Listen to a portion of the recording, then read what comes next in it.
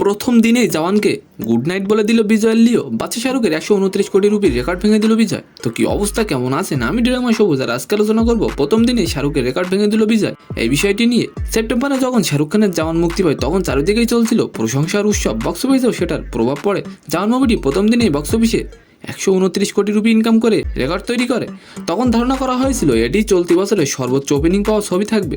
কিন্তু কথায় বলে না, বাপেরও বাপ থাকে। এক মাস যেতে না যেতেই জওয়ানের রেকর্ড ভেঙে দিল তামিল সুপারস্টার থালাপতি বিজয়। তার নতুন সিনেমা লিও প্রথম দিনেই 140 কোটি 50 লক্ষ রুপি ইনকাম করেছে, যেটা জওয়ানের থেকে প্রায় 20 কোটি রুপি বেশি। ইন্ডিয়ান এক্সপ্রেসের প্রতিবেদন অনুসারে থালাপতি বিজয়ের লিও এখন চলতি বছরের সর্বোচ্চ ওপেনিং মুভি।